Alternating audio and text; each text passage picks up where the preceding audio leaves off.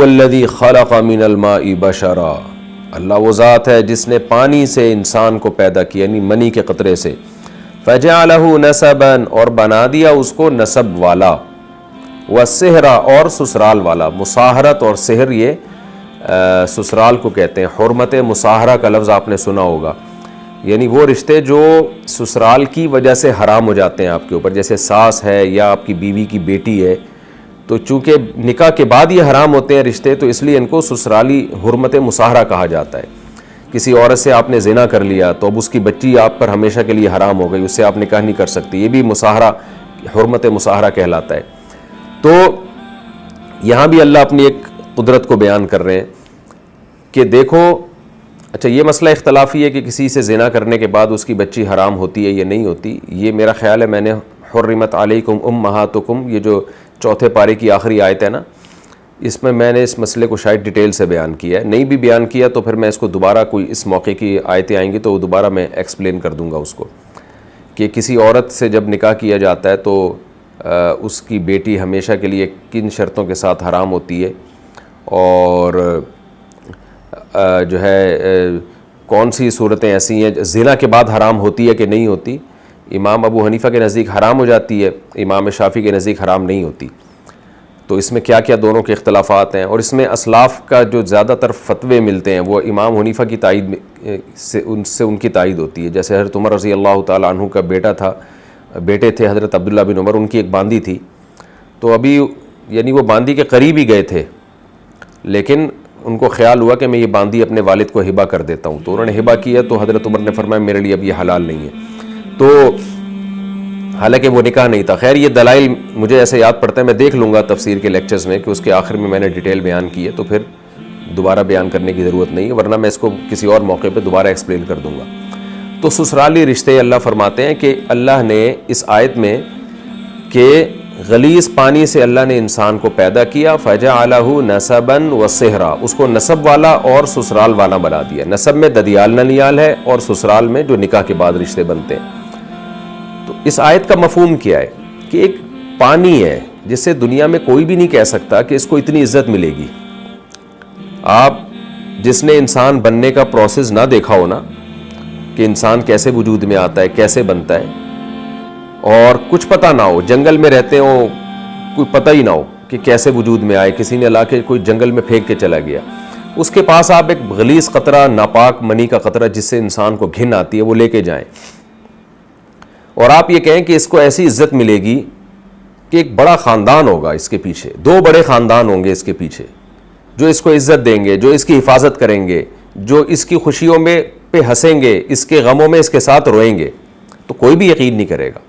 اللہ کہتے ہیں میں نے یہ کام کر کے دکھایا ہے۔ ایک پانی کا قطرہ تھا، اور ایسی میں نے عزت دی ہے اس کو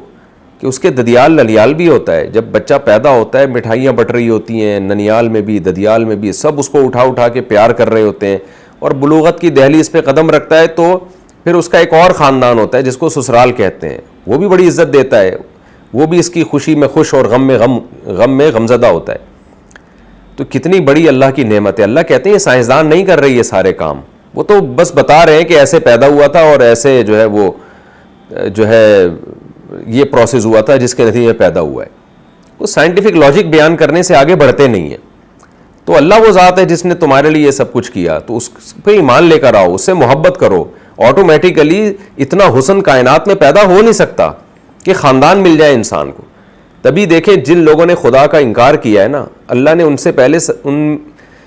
سب سے پہلے ان سے خاندان کی نعمت چھینی ہے۔ مذہب کا انکار کیا نا قرآن کا، تو آج ان کا خاندان، نہ ان کا سسرال ہوتا ہے، نہ ددیال ننیال ہوتا ہے، صرف ماں ہوتی ہے ان کی، فادر لیس زندگی ہے۔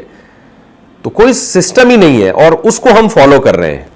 یعنی اس گدھے گھوڑوں والی زندگی جس میں نہ باپ کا پتہ، نہ ساس کا پتہ، نہ سسر کا پتہ، نہ کوئی ان کے احکام ہے، نہ کوئی ان کے آداب ہے، نہ کوئی صلہ رحمی ہے، بس ایک گرل فرینڈ، بوائے فرینڈ اور گدھے گھوڑوں والا ایک جو حساب کتاب ہے، جو نعمت کو چھین، اللہ تو نعمت کے طور پہ بیان کر رہے ہیں نا، نعمت کے طور پہ بیان کر رہے ہیں، ہمارے احسانات ہیں تمہارے اوپر، جو ہم نے تمہیں اکرام کیا، اتنی عزت دی ہے۔ تو جو کافر ہوتا ہے اللہ اس سے یہ نعمت چھین لیتے ہیں۔ اس لیے فیملی سسٹم اب دنیا میں صرف مسلمانوں کا ہی رہ گیا ہے، اور وہ بھی ختم ہوتا جا رہا ہے آہستہ آہستہ. 2 بچے اور 1 بچہ، یہ جو تحریکیں چلا کے خاندانی نظام کو تباہ کر رہے ہیں، اور کمال کی بات ہے اس پہ فخر بھی کر رہے ہیں، حالانکہ یہ آپ کے لیے ایک عذاب اور دنیا میں ڈپریشن اور ٹینشن کا ذریعہ ہے. تو جس چیز کو اللہ نعمت کے طور پہ بیان کر رہا ہے اس کو آپ عذاب سمجھ رہے ہو، تو کتنی بڑی بے وقوفی ہے. اس لیے ہم نے علماء سے بہت دفعہ یہ لفظ سنا ہے، یہ جملہ سنا ہے کہ جب انسان اللہ کے حکام کو فالو نہیں کرتا تو سب سے پہلے اس کی عقل خراب ہوتی ہے، وہ اپنی عقل سے غلط فیصلے کرنا شروع کر دیتا ہے. تو گناہ کا سب سے پہلا وبال انسان کی عقل پہ پڑتا ہے. تو یہ بہت بڑی نعمت ہے کہ ایک غلیظ پانی سے بنا کے ددیال نلیال اور سسرال دے دیا. اس آیت سے ہمیں یہ بھی پتہ چلتا ہے کہ آج بہت سے اسکالرز اوٹ پٹانگ قسم کی باتیں کر رہے ہیں جن کے پاس علم کامل نہیں ہے کہ سسرال کا کوئی رشتہ نہیں ہے، ساس سسر کا کوئی رشتہ نہیں ہے اسلام میں. بہوؤں کو ساس سسر کی خدمت سے باغی بنا رہے ہیں وہ، کہ کوئی رشتہ ہی نہیں ہے. تو یہ بات بالکل غلط ہے. اللہ نے سسرال کا تذکرہ کیا اس میں، اور ظاہر ہے سسرال میں سب سے پہلے شوہر کے والدین آتے ہیں، کیونکہ جب سسرال کا رشتہ پورا سسرال جو ہے یعنی عورت کے لیے اس کے شوہر کے رشتہ دار سارے سسرال ہے نا، تو جتنا شوہر سے قریبی رشتہ ہوگا تو وہ سسرال کا وہ اتنا ہی اس میں سسرال والا معنی ہوگا. تو شوہر کے ماں باپ سب سے پہلے ہے، یعنی انسان کے لیے اپنے ماں باپ کا والدین کا رشتہ سب سے پہلے ہے. تو عورت کے لیے بھی سسرال میں اپنے شوہر کے والد اور والدہ کا رشتہ سب سے پہلے، اور شوہر کے لیے اپنی بیوی کے والدین کا رشتہ سب سے پہلے. تو قرآن کی آیت تو ساس سسر کے رشتے کو بہت ویلیو دے رہی ہے، اہمیت دے رہی ہے. خود ہمیں بھی حدیث میں ملتا ہے کہ نبی صلی اللہ علیہ وسلم نے بھی سسرال کے رشتوں کو بہت اہمیت دی ہے. ابو داؤد کی روایت ہے، نبی صلی اللہ علیہ وسلم نے فرمایا ان احق الذی اکرم بہ الرجل ابنتہ او اختہ، سب سے زیادہ قابل احترام وہ شخص ہے جس کی بہن یا بیٹی تمہارے نکاح میں ہے، یعنی وہ اس بات کے لائق ہے کہ آپ اس کو رسپیکٹ دیں، آپ اس کو عزت دیں. تو یہ جو باتیں اس طرح کی جا رہی ہیں نا، ساس سسر کا کوئی ہے ہی نہیں ہے، بالکل غلط باتیں ہیں. اسلام جب رشتہ داری جوڑنے کی بات کرتا ہے تو ہر وہ چیز جو رشتے جوڑنے کا ذریعہ بنے گی اسلام اس کو پروموٹ کرے گا. تو اس لیے بہو پر لازم ہے، اخلاقی ذمہ داری ہے کہ وہ ساس سسر کا خیال کرے، کیونکہ صلہ رحمی میں جو چیز بھی صلہ رحمی کا ذریعہ ہوگی اسلام اس کو پروموٹ کرے گا، اور جو چیز رشتہ داری توڑنے کا ذریعہ ہوگی اسلام اس کو اس کی حوصلہ شکنی کرے گا. اب اگر ایک عورت رہتی ہے شوہر کے گھر میں اور وہ ساس سسر کو نہیں پوچھتی، ان کو رسپیکٹ نہیں دیتی، جو بھی عرف کے مطابق ان کی جائز خدمت بنتی ہو، یہ عرف کا لفظ میں اس لیے کہہ رہا ہوں کہ جو بہت ہی مالدار گھرانے کے لوگ ہوتے ہیں وہ تو نوکر چاکر رکھتے ہیں، وہ تو اپنے کام بھی خود نہیں کرتے. تو وہاں ایک الگ مسئلہ ہے، جب بہت ہی رائل فیملی کا ہو یا کوئی بہت ہی بڑے گھرانے کے ہوں تو وہاں تو سارے کام نوکر چاکر کر رہے ہوتے ہیں. ان کے ہاں خدمت نہ کرنا عیب نہیں ہے، بلکہ نوکروں سے خدمت کروائی جاتی ہے. لیکن جہاں جو متوسط درجے کے گھرانے ہوتے ہیں وہاں پر خدمت نہ کرنا یہ قطع رحمی سمجھی جاتی ہے، کیونکہ وہاں نوکر نہیں ہوتے، یا ہوتے ہیں تو محدود پیمانے پر کام کر رہے ہوتے ہیں، گھر کے اندر کے کام خواتین ہی کرتی ہیں. تو وہاں ساس سسر آپ سے کوئی کام کہیں بہو سے اور وہ منع کر دے تو یہ بدتمیزی اور بد تہذیبی سمجھی جاتی ہے. تبھی تو قرآن نے کہا نا عاشروہن بالمعروف. قرآن جو ہے وہ بھی عرف کو بہت دخل دیتا ہے بعض چیزوں میں. تو ہاں، ظلم کرنا، بہو پہ اس کی حیثیت سے زیادہ بوجھ ڈال دینا، یہ پھر ظلم ہے. کیونکہ جہاں بہو پر لازم ہے کہ ساس سسر کا احترام کرے، ان کی خدمت کر کے رشتے جوڑے، تو ساس سسر پہ بھی لازم ہے کہ بہو پر اس کی حیثیت سے زیادہ بوجھ نہ ڈالیں، کیونکہ یہ چیز قطع رحمی کا ذریعہ بنے گی. تو صلہ رحمی دونوں طرف سے ہے نا، ساس سسر کی طرف سے بھی ہے، بہو کی طرف سے بھی ہے. بعض لوگ یہ کہتے ہیں کہ جب بہو پر لازم ہے کہ اپنے ساس سسر کی خدمت کرے تو داماد پر بھی لازم ہے کہ وہ بھی جا کے اپنے ساس سسر کی خدمت کرے، کیوں رشتہ تو سیم ہے. تو دیکھیں صلہ رحمی لازم ہے. صلہ رحمی کے طریقے مردوں کے لیے الگ ہوتے ہیں، عورتوں کے لیے الگ ہوتے ہیں. رخصتی اس کی ہوئی ہے، اس کی تھوڑی ہوئی ہے کہ وہ وہاں جائے گا. ہاں، جب اس کے ساس سسر اس سے ملنے کے لیے آئیں داماد سے اور اس کو کوئی کام کا کہیں، پانی پلا دو، یہ لا دو، وہ لا دو، وہاں یہ منہ چڑھا کے بیٹھ جائے تو پھر یہ قطع رحمی ہوگی، پھر وہاں خدمت نہ کرنا اس پہ یہ گناہ گار ہوگا. تو آج جو ہے نا یہ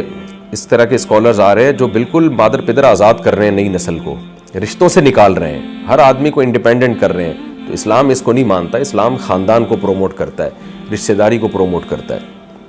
اور نعمت کے طور پہ بیان کرتا ہے کہ اللہ نے تمہارے لیے رشتوں کو پیدا کیا ہے. آگے اللہ فرماتے ہیں وَكَانَ رَبُّكَ قَدِيرًا، اور تیرا رب قدرت والا ہے. قدرت والا ہی تو ہے کہ ایک پانی سے انسان کو بنا دیا اور پھر اس کو ایسی عزت دے دی، خاندان لگا دیا اس کے ساتھ. وَيَعْبُدُونَ مِن دُونِ اللَّهِ، اللہ کہتے ہیں ایسے رب کو چھوڑ کر یہ لوگ عبادت کرتے ہیں ماں ان معبودوں کی لا ينفعهم، جو نہ ان کو فائدہ پہنچا سکتے ہیں، ولا يضرهم، اور نہ نقصان پہنچا سکتے ہیں۔ میں سمجھتا ہوں یہ جو ہم نے سیکولرزم کا جو بت پال لیا ہے نا، یہ بھی اسی میں داخل ہے۔ ہم سیکولر ریاستوں کو فالو کر رہے ہیں، سیکولر کلچر کو فالو کر رہے ہیں، جس کے ہم پر کچھ بھی احسانات نہیں ہیں، اور جس اللہ کے اتنے احسانات ہیں اس کو ہم نے چھوڑ دیا ہے۔ تو آپ اگر اللہ کے نظام کے علاوہ کسی اور سسٹم کو فالو کرتے ہیں، کسی اور سسٹم کو ترجیح دیتے ہیں، تو وہ بھی اسی آیت کے مفہوم میں داخل ہے۔ مشرکین مکہ بتوں کو پوجتے تھے، تو ہم نے جو بت بنائے ہوئے ہیں اسلام کے علاوہ جتنے بھی نظام ہیں، یہ بھی بت ہی ہیں، انسانوں کے بنائے ہوئے، اور یہ وہ بت ہیں جو نہ ہمیں فائدہ پہنچا سکتے ہیں نہ ہمیں نقصان، بلکہ ہم ان کو فالو کریں گے نقصان تو بہرحال پہنچا سکتے ہیں، یہ فائدہ پھر بھی نہیں پہنچا سکتے۔ تو ایسے بت کو فالو کرنا جو فائدہ نہ پہنچا رہا ہو، نقصان پہنچا رہا ہو، یہ کتنی بے وقوفی اور حماقت کی بات ہے۔ نقصان پہنچانے کا مطلب نقصان تو اللہ ہی پہنچائے گا، لیکن ذریعہ یہ بنیں گے۔